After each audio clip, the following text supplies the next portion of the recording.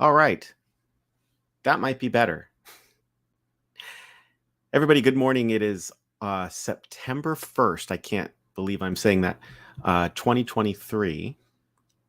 Hold on just a second as I get a few things settled here for the Dev Talk Show. It looks like I have some stuff on the floor behind me. Doesn't that look terrible? Hold on, let's take care of that.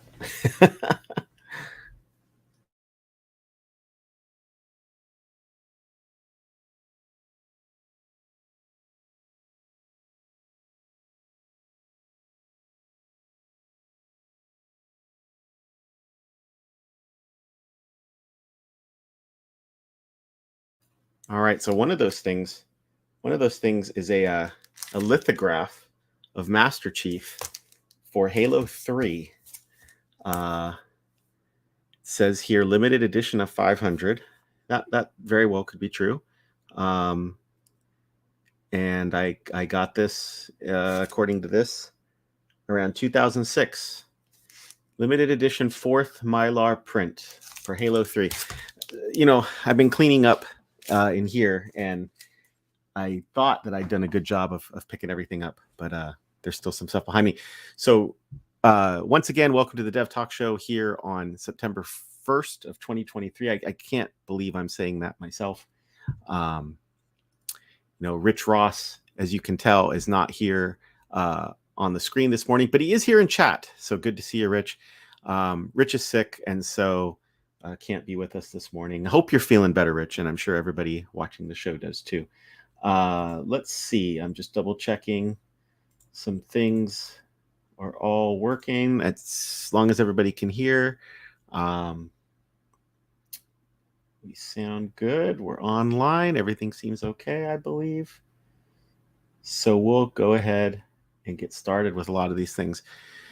Now, it's going to be a short show today. I do have stand up at 9, and the whole theme of the Dev Talk Show in the mornings is just before your daily stand up. And we're heading into Labor Day weekend here in the United States, which means many folks have Monday off. It's kind of a traditional end of summer routine here in the US. It's not uncommon for people to have to grill in their backyards, or maybe make some barbecue, or just be with friends and family, or go on a quick vacation, do something fun. And there's going to be no exception here. If we talk about some of the things that have been going on in this household this week, it's the first week of school for many students around the country, but also many of them already started, but also for my daughter personally. So it's pretty busy week. And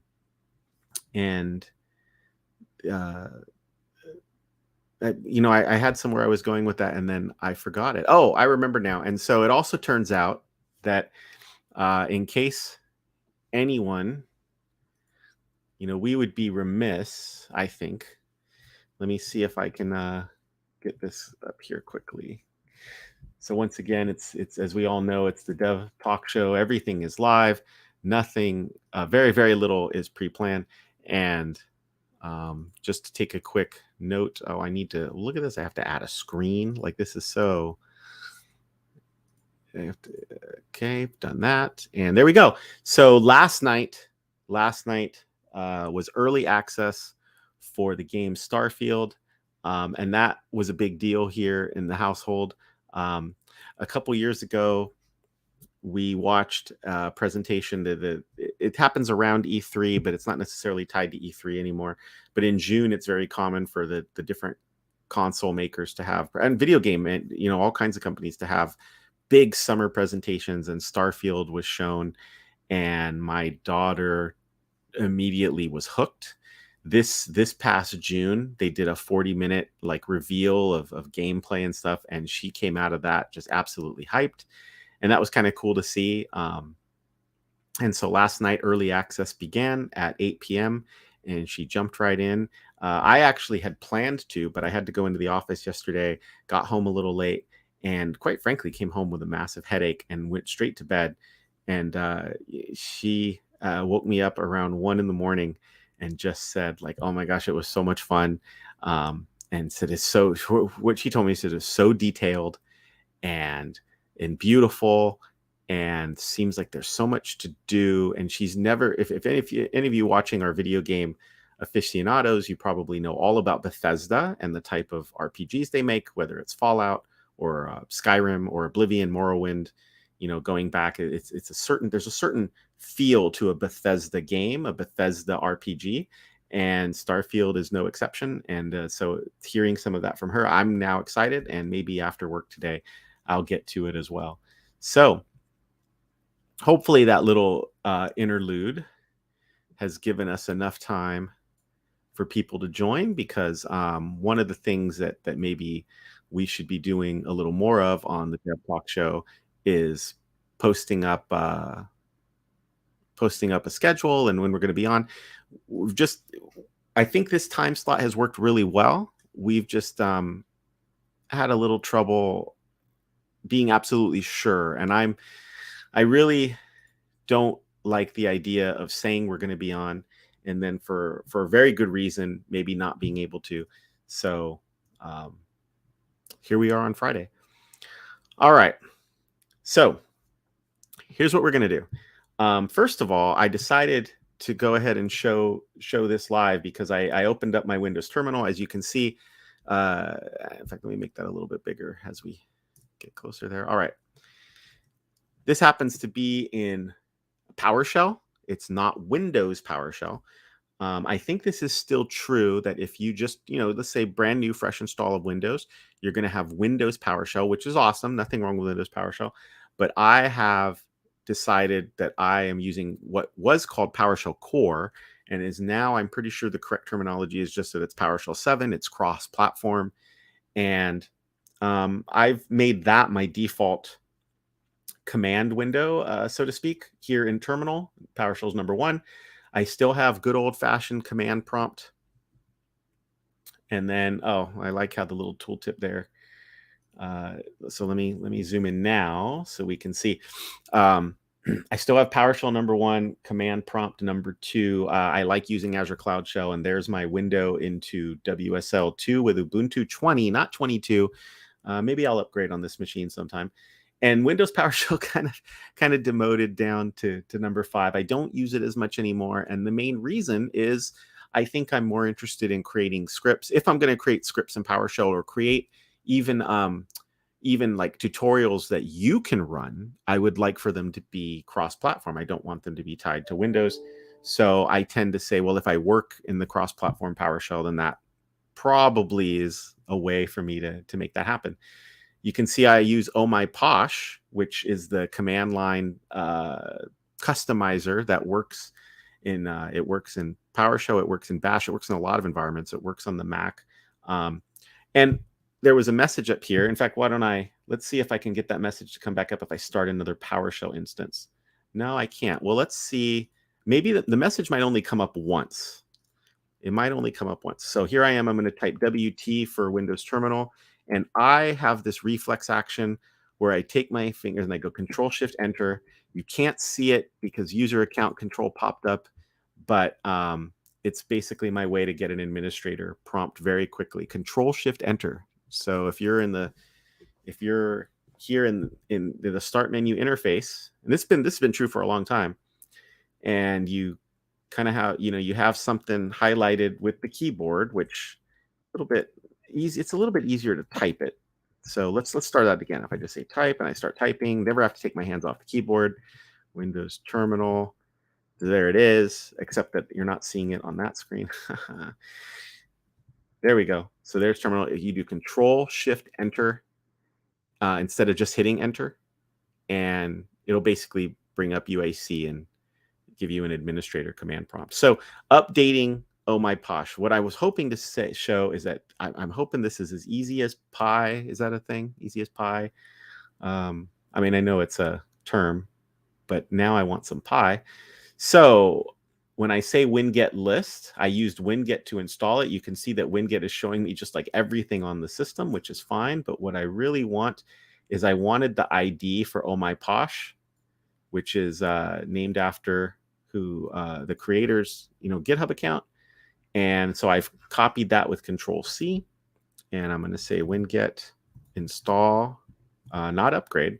Although I don't remember if there's an upgrade command. I'm gonna hit the help real quick. There is an upgrade command. Now I'm kind of interested. If I say shows and performs various upgrades, now I'm interested. Can I say that I just want, so I have upgrade and I don't want you to actually do them.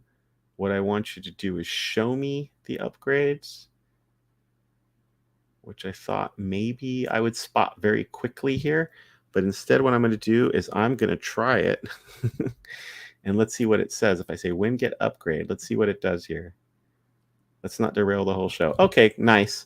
It's saying that I can upgrade all of these things. Wow, that's actually pretty interesting. Some of them you can see I haven't done in a while, like Git can be upgraded. GitHub Desktop is very old for me. I don't tend to. I think I installed it to show people. Those of you, I'm sure everybody knows. Here it is, right here. Git Kraken is for me still. It's probably about time to do a tour of Git GUIs again. It's probably about time to do that. So let's take a quick peek here. The one that I wanted to upgrade was Oh My Posh, which I think I already have cut and paste. And I'm going to say winget upgrade Oh My Posh. This doesn't take very long. That's why I'm doing it now. Famous last words, right? It doesn't take very long. And that's it. Successfully installed. I don't really think I have to do anything, but I'm going to go ahead and start a new terminal, which you should see the screen flicker briefly, or you might see the screen briefly. So here we are, upgraded. That wasn't the most exciting thing. So let's take a look here. I already have, I've already done file new project for a few of these, but I'd kind of want to go over it again. So what I'm going to do is I'm going to use one of my favorite Windows commands, start dot, because I feel like in some respects it's just easier for me to use File Explorer to move this stuff. And now what I'm going to do is I'm going to create a little folder. How many of you have a backup folder on your desktop? And the better question is, how long does it stay there before you realize that you haven't touched what was in that backup folder for weeks or months or years? So I've removed those. And so here we go. We're going to file a new project with Blazor. We're already a quarter after. And let's get going, take a look at this, and let's see. So there's two ways to do this. One of them is going to involve me firing up Visual Studio. I'm going to go ahead and fire up Visual Studio 2022 Preview. I didn't look before the show to see if there's upgrades to this, but I think we're okay. I'm using Preview for the .NET 8 support in Visual Studio, but we're also going to look at this at the command line too. So don't feel left out if you're on Linux, or maybe you just maybe you like another IDE, or you use Visual Studio Code. We're going to take a look at that too. So here we are, clean, refreshing new Visual Studio, and we're going to say File, New Project, and some of this stuff might be a little small to see, but here's the new project window. And I'm going to, I think we did this on a previous show, but if you weren't there for it, I'm just going to type Blazor. Because what I want is I want to see this list populate with just the Blazor projects. Taking longer than I thought it would, and here they are. Okay, so let's zoom in a little bit. So I have at the top of this list the Blazor server app and then the Blazor WebAssembly app. And if you've been using Blazor for a while, that's familiar to you. If you're new to Blazor, then brief explanation about the difference is probably warranted. We've got .NET MAUI Blazor Hybrid, which is using web technology, in this case Blazor, to create a .NET MAUI application, which you could then deploy on various platforms, including Windows, frankly, but also iOS, Android. And like it says there, using Mac Catalyst, which is for the Mac OS. And then you've got some of the nice empty ones where they say, hey, we didn't put anything in here at all. But the main difference between Blazor Server and Blazor WebAssembly, it's written right there in the description. A Blazor Server app runs the assemblies that you write run on the server, which means either it might be Kestrel, it might be IIS. And then in order to give you the interactivity that we normally associate with JavaScript, there's a SignalR connection that's created, and basically the front end is communicating to this SignalR connection saying like, hey, something's happened in the front end, and then the server app says, well, then what you need to do is change these elements on the page, and that happens very quickly over a connection. The Blazor WebAssembly version is to say, okay, so traditionally in ASP.NET's various frameworks, the majority of the assembly code you write runs on the server, and it's the server-side rendering model. That's been ASP.NET's bread and butter for decades now. But in WebAssembly, your code is compiled into a DLL, a .NET DLL, and what is sent down to the client, to the browser on when you start up a Blazor WebAssembly app is a version of the .NET runtime that runs in WebAssembly and executes your code. And that can give you a SPA-like feel. So if you're coming from React or Angular or Vue or any of the popular frameworks out there, that can give you that SPA-like view, but yet you get to stay in .NET. And if you are a veteran .NET developer, or you just like C# and you like the web programming model, then this is great. But what's happening in .NET 8, and this can be confusing. I've seen a lot of folks, I think, are a little confused about this. A few months ago, and we've talked about it on the show. If you see some earlier shows, you'll see us talk about this more in depth. Steve Sanderson had what is now an infamous YouTube video talking about a prototype for Blazor United. And while the Blazor United name is not going forward into production, because in some respects that adds even more confusion, just the plain old Blazor web app now brings together your ability to use both of these styles. And in fact, if you like to use both of these styles, Blazor server and Blazor WebAssembly, without doing anything, if you choose the Blazor web app in .NET 8, will make a decision at runtime whether or not your the browser receiving the website can quickly get the WebAssembly downloaded and run. And if not, then it'll render it server side, and the user will get this great quick experience. And then if it streams down the WebAssembly version and has it cached ready to go, then maybe there's a page refresh, or maybe they come back to the site later. Then it'll say, well, hey, let's get that fast experience of the quick client-side startup.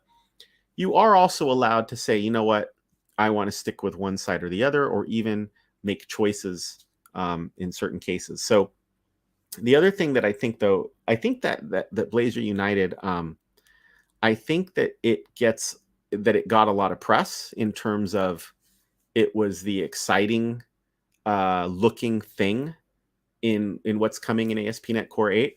But I personally feel that the more interesting way of looking at it is that Blazor now has really taken on the idea of rendering server side, and even giving you the ability to stream some of this rendering so that you still get that client side experience, but that it's actually being rendered from the server, which means that if you go and watch in the network tab or in the developer console, you're not seeing a lot of the back and forth that you see a lot of times in SPAs. And so that's interesting. But it's just not, it doesn't advertise well, where I think the Blazor United term, number one, caught people's attention. And this whole idea of, hey, the framework will choose for you, it sounds really cool.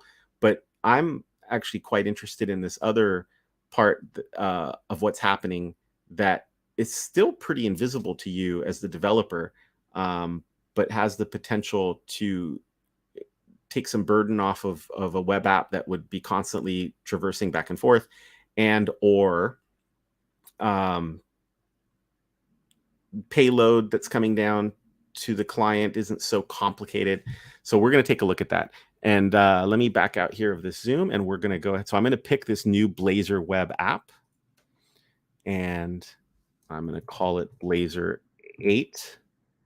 So a little tough to see there, but I'm going to call it Blazor 8. I'm not going to change any of these other features, any of these other settings. And it says here, so it's you get some questions. I want .NET 8 preview. And they say, do you want to configure it for HTTPS? I generally like doing that by default. And do you want to use interactive server components? So that's an interesting one. I'm going to click on, oh, I didn't get a little, oh, I thought I could click on the eye and get, let's see. Oh, wait, there it is. It's popping up. I had to hover over it. I was hoping I could click on it. If specified, this configures the project to render components interactively on the server. So what does that mean? Let's take a look at what the code looks like. I'm going to hit create. And after I do that, I'm going to say good morning to Suzuki. Thank you for joining us. It's great to see you. And Rich is here in chat too, getting over an illness and hopefully can be back in his studio soon. So here we are. You get this overview page. Doesn't tell you a whole lot. I think we're going to go ahead and take a look at code. I'm going to open Solution Explorer. You know, I really need to, I'm going to go into the fonts real quick and see if I can bump up the environment without taking too much time. So the environment's set at 11. That's pretty small. I'm going to bump it up to 15. And that should have made that a little bit nicer. Okay. All right. If anybody was wondering how to make your Visual Studio fonts, at least many of the IDE fonts, not all of them, but a lot of them larger, it's tools, options, and in fonts and colors, you want the settings for environment. So you look at this big old window and it's like, wow, what are all of these? And environment. And it turns out that you're probably going to see the word auto here in font or default or something like that. But the font that they've used here is this Segoe or Segoe UI. And it starts at like 9 or 11, something really small. And so you can bump that up and you get the same look and feel. You could change it to whatever font you wanted, turns out. So, and anyways, so I think that's my dog. So if you watch the show a lot, you know that what happens is my dog hears me talk and then he wants in here.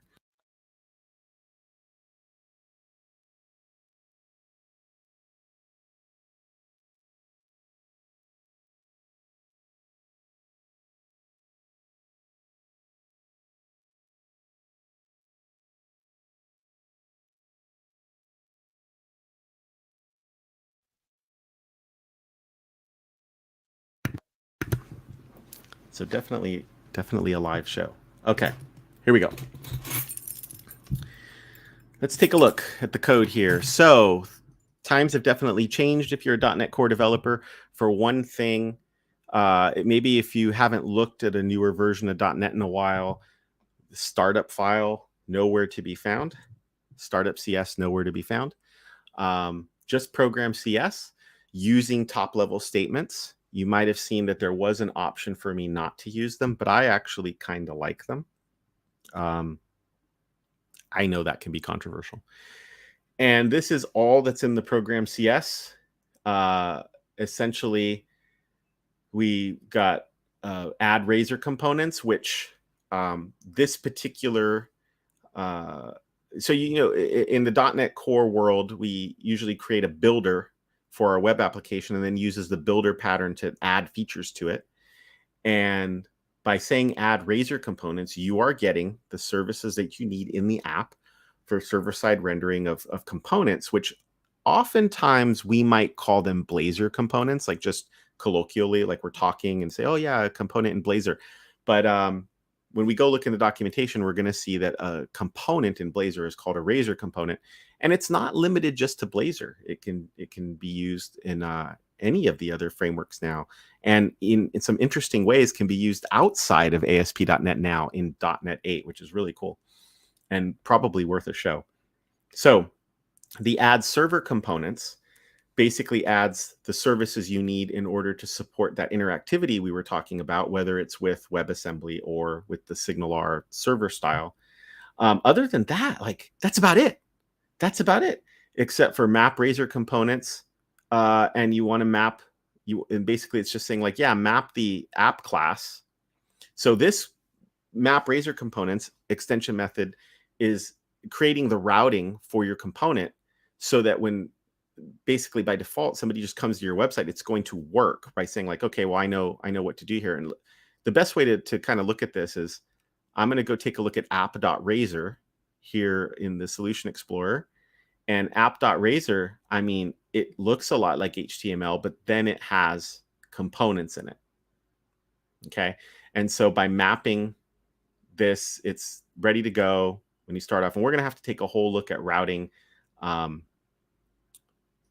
because I think we're going to see a slight difference in how the routing works. I think there's one more little line of code that we couldn't see under my head there as I'm sitting in the lower left-hand corner, and it's just the app.run. So when I run this, we're going to take a look at some of the other two really quickly. And I don't know like how exciting it's going to be, but we'll see. I think sometimes you have to see, let's see, I think sometimes you have to see more than just this sample homepage. So on the homepage, I think I have this thing zoomed in a ton already, probably because, yeah, it's zoomed in 250%, which is fine. So the default app has a homepage. There's really not a whole lot written here. I can click this built-in menu that you start with, go to counter, and I'm going to get, if you've been using Blazor for a while, you're familiar with the counter. I click and the current count goes up and up and up. And if I click weather, then it is doing a demonstration of how you can load data from the server and get this experience of having your own loading. I mean, this could be the famous circle of patience, or maybe a GIF, or whatever you want to say there while you're waiting for the rendering to complete. So let's close this and take a look real quick at what was implemented, and we'll compare it to the other Blazor 7 versions of this. We saw AppRazor was that home page, and when you look here, you don't see a whole lot. What you kind of see is you say, well, okay, because what's really happening under the hood is it is looking up the routes of other pages and saying, okay, well, this tells me what to put in the menus. Those can all be found in the pages folder, index.razor being the one that's coming up first. It's mapped to routing to just your plain old, here's the website. And we saw that it said, welcome to your new app. And I could say, just to show that, I mean, this should be pretty obvious, brought to you by, oh, I like how interesting choice there from the IntelliSense output, or the IntelliCode output. So let's say the dev talk show. Okay, so I've saved that. Let's head back to Solution Explorer and take a look at the counter page. So on the counter page, again, it was a pretty simple page. We're just seeing what looks like HTML pretty much, except that we've got Razor syntax here saying that instead of just rendering, what you should render here is the current count variable, frankly, is what it's really saying. Yeah, it did say, it did say brought to you by .NET 5. And then you create a button the way you normally would, even using the frameworks that you're used to. So this is perfectly compatible with Tailwind or Bootstrap or anything you like. And if you've written JavaScript long enough, you may have written click events by saying click equals and then pointing directly to a JavaScript function. That's going back to a more vanilla way of doing it instead of some of the modern frameworks that really have their own opinionated way of doing things. So here in Blazor, once again with Razor syntax, you say that onClick means to run this method, and I mean it just runs the method. It's super simple. A lot of folks may be noticing, because I'm noticing this for the first time, that in the latest Visual Studio preview, I'm getting something I really like, which is the multicolored braces for indentation, matching up where a brace starts and ends. I haven't been seeing that in the Visual Studio 2022, just without being in preview. So we'll take a look at that in a second. I'm going to run this again real quick before we head over to the Blazor 7 versions. When I click me, I get, which I clicked it off screen. So when I clicked click me, I hit this breakpoint, which is really cool. I can continue on from here. Page renders 1. I click again, I hit the breakpoint. So this experience can be really nice in terms of your development. And I mean, you can set up this kind of client-side debugging and breakpoints in your IDEs. Sometimes you just might hit F12 and set breakpoints in the JavaScript. TypeScript has some integrated stuff that different IDEs take advantage of. But it's a pretty cool experience. And if you are familiar, if you're coming from like an ASP.NET MVC, which many developers are still using at work today, this is pretty familiar. So what I want to do now is I would like to fire this up and see if I can get an F12 window going here. Oh, that's so interesting now. First, now I have to get a welcome for the dev tools. I actually just kind of want to see this. So let's go over to network. Okay. So here I am on the network tab. I'm going to disable cache, which should mean that when I refresh this, we should see what it's like when you start this app from scratch. So I'm going to go ahead and refresh, and let's see what came down. So really small. I'm going to have to take a look and see if there's a way to move these fonts. So what came down? What came down is we are seeing style sheets come down, and a WebSocket was started. Now I have to get this door closed.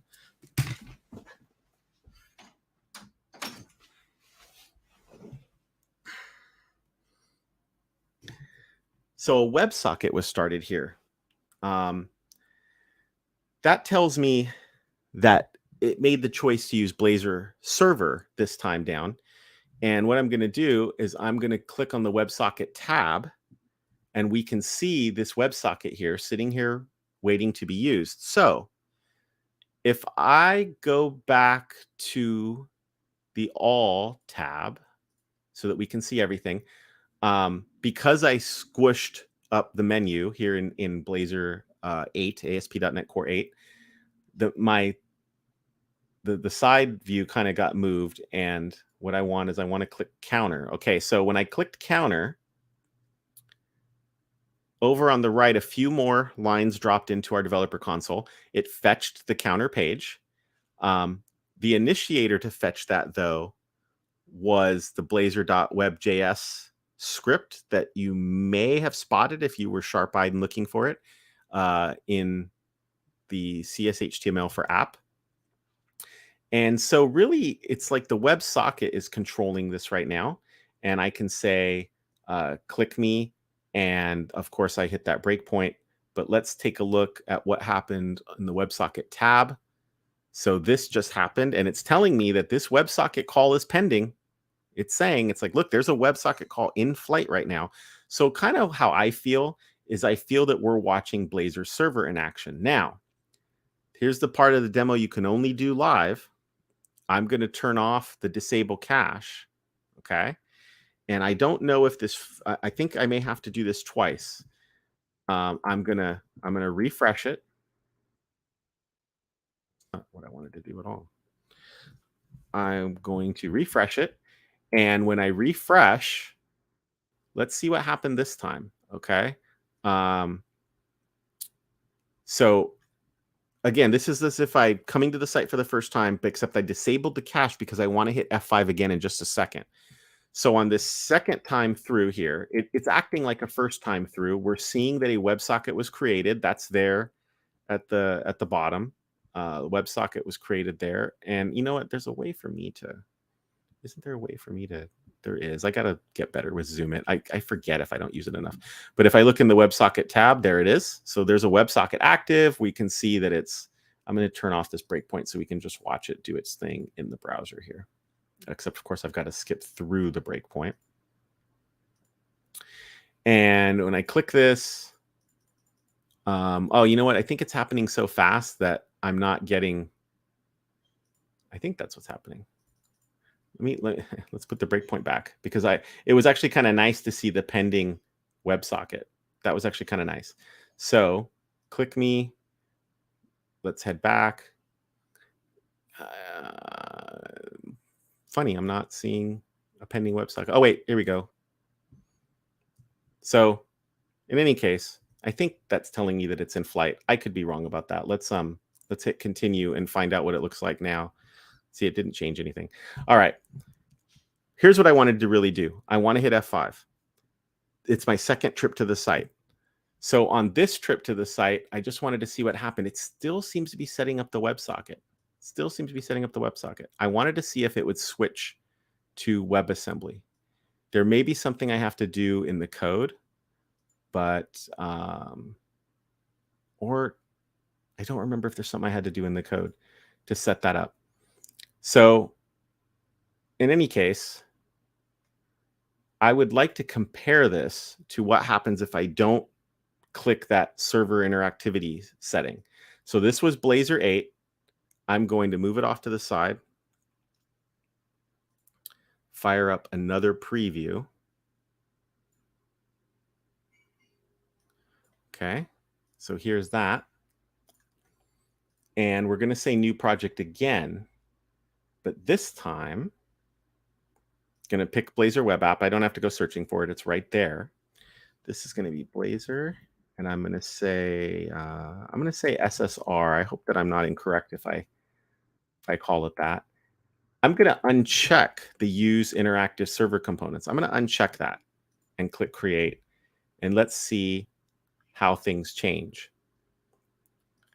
So if I uncheck that, the number one thing that I think, and really the only change that I can really see, oh, we'll go back to the other one in a second, is earlier, I'll bring the other window over here so we can see. Earlier, you may remember that it was add Razor components, add server components. Now we just have add Razor components. That's it. So I'm basically signaling that I want a server-side rendered only application. And if we run this, and when I get the window up, we'll take a look at the developer view. Let's see. Get this moved over here as soon as it is ready. Okay. So the one thing you might notice is the counter is gone, right? Because without the server-side interactivity, that form of counter isn't possible. A counter that posted back and answered the question is still works fine. So let's look at let's bring up the dev tools and refresh the page, and let me say disable cache and do that one more time, and then zoom in a little bit. Okay, so because I'm sitting here in Visual Studio, that's why we're seeing a browser link script. That's my opinion anyway. I'm pretty sure that's correct.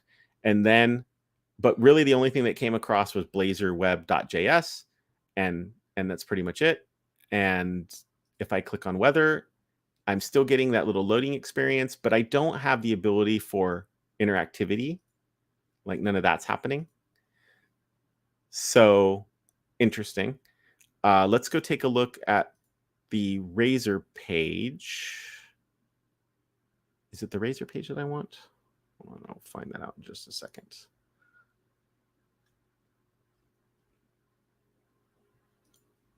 It's okay. Yeah. So the Razor page isn't much different at all. But what I want to do is see, I can't show you counter in this version because there's no server-side interactivity. So let's bring back the version we were looking at originally. The key is when we're in counter.razor, there's this attribute that says render mode server. Okay. So this was earlier when I was confused and saying to myself, why isn't it switching over? Currently, right now, you put an attribute on your Razor page that you can indicate yourself, like I want this page to be Blazor server. I want this page to be Blazor WebAssembly. There should be another mode I can take here, auto. Okay. And the mode is now determined by Blazor. So let's take a look at that.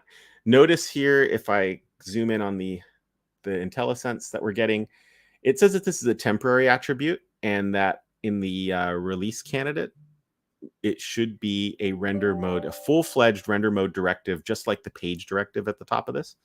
So now that I've changed the render mode to auto, so just to be clear and recap, this is Blazor in ASP.NET Core 8, and okay,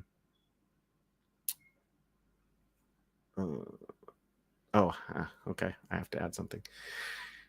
This is Blazor in ASP.NET Core 8, and we're trying to take a look at the server interactivity. So here's what you get. And you go, what? So it says, I'm unable to find a provider for this render mode. This generally means that a call to add WebAssembly components or add server components was missing. Alternatively, call add WebAssembly render mode and add server render mode might be missing if you said so. Like, that's a big mouthful, right? So let's end the app, head back to Program CS, and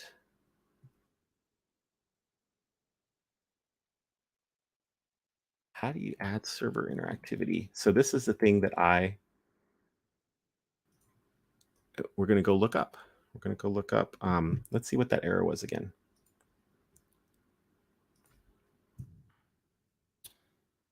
Okay, so unable to find add WebAssembly components.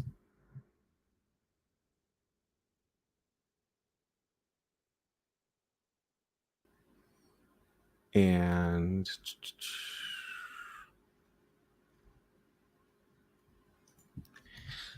I have to find this in ASP.NET Core 8. So this is how we look for things. We're going to go to the documentation. We're here in preview. We're going to look for add WebAssembly components.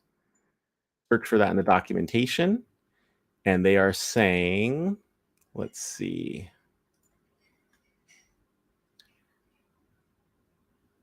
I don't think I really wanted lazy loading. I don't think that's really what I'm looking for. What I want is Blazor WebAssembly interactivity. Oops, that I just started typing. Blazor WebAssembly in .NET 8.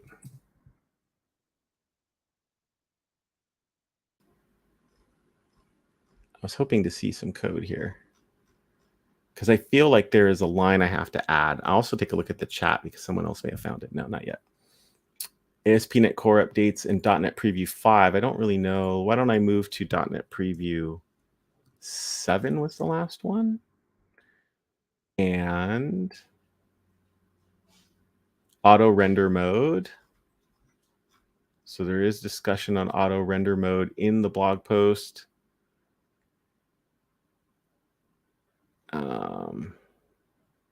Render mode auto. To use auto render mode, note that the component will need to be set up. So need to live in your client project. Oh, that's interesting. Now I feel like what I thought was going to be pretty easy looks like there's something I have to set up. I don't know if we're going to have to do this. Quite frankly, I really don't know if we're going to have to do this in the final version. I believe that there is some work going on to try and make this much simpler. So there's a components. Blazor. This isn't saying anything. Routes isn't saying anything. Type of assembly. And then program CS, it does say it was add WebAssembly components. Why? You know what? IntelliSense just maybe didn't pick it up. And so I assumed it didn't exist. Or I'm wrong. And there's an assembly reference that we need. But let's find out. Okay, so that didn't work. Let's go back to that GitHub sample. I'm sorry, it's not a GitHub sample. It was in, I didn't close that web page.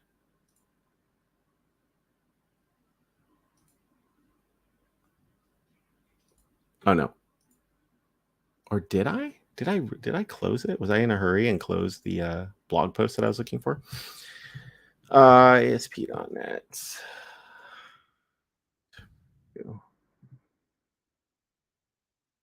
I don't really want preview 1. So here, I'm going to hack this and change this to preview 7. And then I want auto render mode.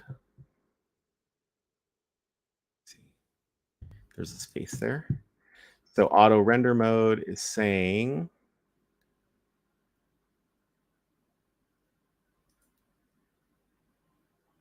Blazor wrap using the auto render mode. I didn't know that I had to do anything more. If I go to the server and I say program CS, environments development. Oh, one more thing. Look at this. Add server render mode and add WebAssembly render mode, except that those don't, it doesn't seem to feel that there's a component included. So let's bring these lines of code in. And once again, I think it doesn't like me saying add WebAssembly components here. And I have a feeling there is just something missing. And you know what that missing thing is? Is that you have to, okay, I see what it is. So the thing that's missing is, let's go find our component. The component is this counter component. And it could be as simple as me saying, using, what's the name of this app? It's Blazor 8.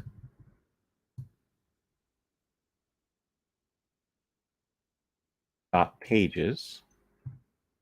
Counter. Oh, see, that's not components either. I wonder if, oh, odd, this went away. That's not going away. When you look at the sample, they seem to have broken the component out from the page, and maybe that's something that has to be done. So it might not be something we can demonstrate on this show. It's okay. That's okay. Don't you have to add something to the control class? That's a good question. When I look at this, let's look at the sample that they have in GitHub. We only have 8 minutes left, and we haven't compared to the other styles yet. So the sample on GitHub, in their program, they have, in their program CS, they have this using Blazor, Net 8 Blazor Auto Server components. And it seems like the components have been put here in a different assembly. So I was kind of thinking in my head, like, well, don't I just need to add, like, I just need to add this assembly is what I think is the case. But let's go take a look back. Like Rich was saying, we have add WebAssembly components, add WebAssembly render mode. But to your point, let's look at the component itself. I'm surprised that, see, we don't have a simple type of assembly. No, I'm not seeing that. And app razor, not seeing that. And in pages, here's the counter. Maybe to your point, temporary workaround until MapRaiser component supports add additional assemblies. The main project won't need to include this file. Let's take a look at, let's try this real quick. So that means I have to go back to the counter and we say net 8 Blazor auto. Well, that's not going to work here. So I'm just going to say Blazor 8 dot. The reality is that those components are living in, I think it's living in pages.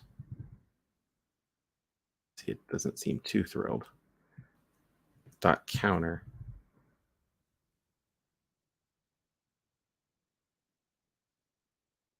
That would be something if this was it. Of course, I got to be able to type. So close, but still needs something right here. Okay.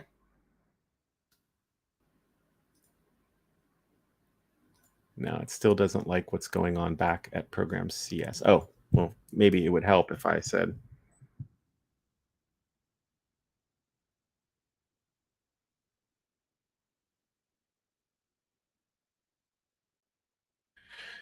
Maybe it would help if I added this. Still doesn't seem to be too happy about. So we might just have to look at that sample. Although, the other thing that could happen is, oh no, we still have to say.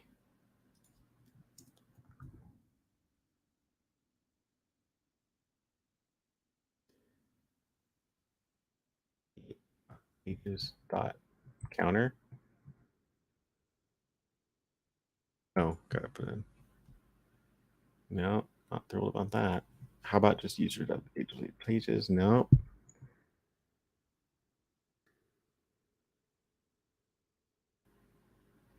Yeah, because this is a page. So I'm wondering if we have to do some work here to pull this out. That's all right. So point is definitely some work for us to do to understand this. Don't you have to add something to the control class? All right. So what I want to do real quick is, this was in Visual Studio 2022 preview. We only have 4 minutes left.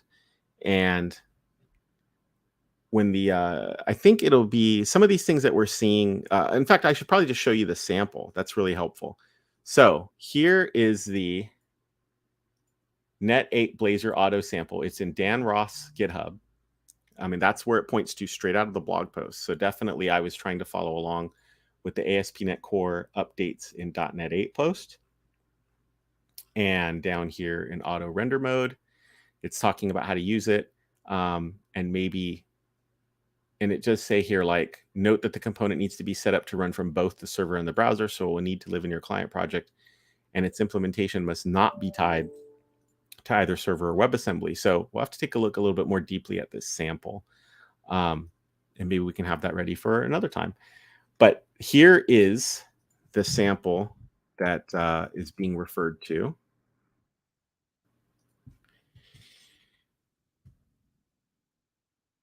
And what I found interesting about it was that we saw some new lines of code, for instance, this line of code, and then this add WebAssembly components, which is probably being included from here. But in order to get to Net 8 Blazor auto server components, you come back here to the components folder, and you can see that, so this must be turned into an assembly here. There's a layout, which I guess wasn't that interesting to me. But under pagers, we have the counter. And then, like it said here, temporary workaround until MapRaiser component supports this. And so I think the trick here would be figuring this out and probably getting that right. Or maybe you do have to remove it. Maybe it can't be. I don't know. It's in the pages section, so I feel like that should work. Okay. So 2 minutes left, which is really not a whole lot. What I want to do now is let's instead of doing a file new project, I'm going to open this backup folder where I already have Blazor 7 server, and I'm going to start that up. And I already have a Blazor 7 WASM, and I'm going to start that up. So this is the current world today in .NET 7 and ASP.NET Core 7. This is what Blazor server looks like.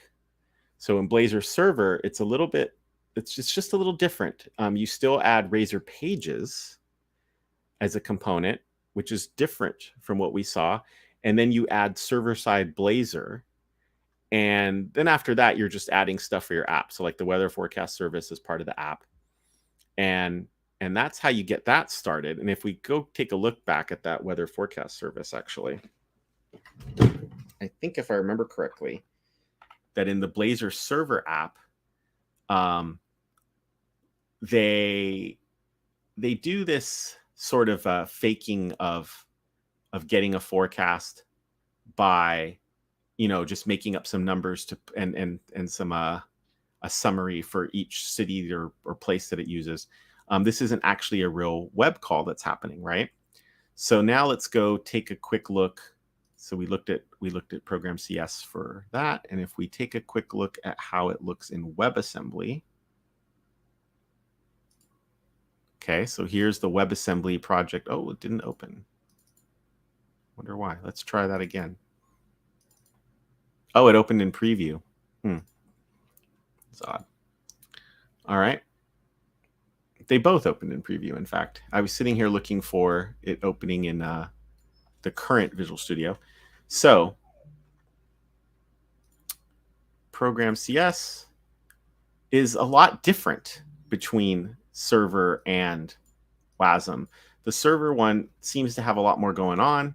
The WASM one just very quickly starts up and says, okay, go ahead and add your app root component, and you're off and running. So what's the point for me here, the thing I wanted to get across, is that whether you choose Blazor 7's WebAssembly version or server version, you get a very different new project template. And while the point of this is not to go deeply through these templates, in what was termed Blazor United, what's happening in Blazor 8, in ASP.NET Core 8, version of Blazor, is this is being unified into one experience, and you make choices in the app to determine whether you want certain interactivity. Now, clearly, what we have to do to look at this next time is pin this down, especially because RC1 is coming, and that'll be the final feel for how you use Blazor. But if that's not ready by the time we do another show, then we can pin this down and show both versions and kind of take a look at how things look in the developer console. If you've been keeping track and watching on the clock, it is 9:01, so that means I'm late for stand-up. Hopefully you're not. Have a great Labor Day weekend if you're in the US, and have a great weekend if you're anywhere in the world. If you have some comments on this, please leave them below on YouTube. If you're watching live on Twitch, it's great to see you. If you watch live on YouTube, that's awesome. Just leave us a comment below. And we are on LinkedIn, the Dev Talk Show. And if we can get enough followers for LinkedIn Live, we intend to stream there as well. We think that'd be a great place for us. So thanks to everybody who joined us in chat. Rich joined us, Saduki joined us. Please make sure you follow both of them. We're talking about developer advocates and people that they care about you and your development experience and have a lot of great things to say. And we will see you all next time on the Dev Talk Show.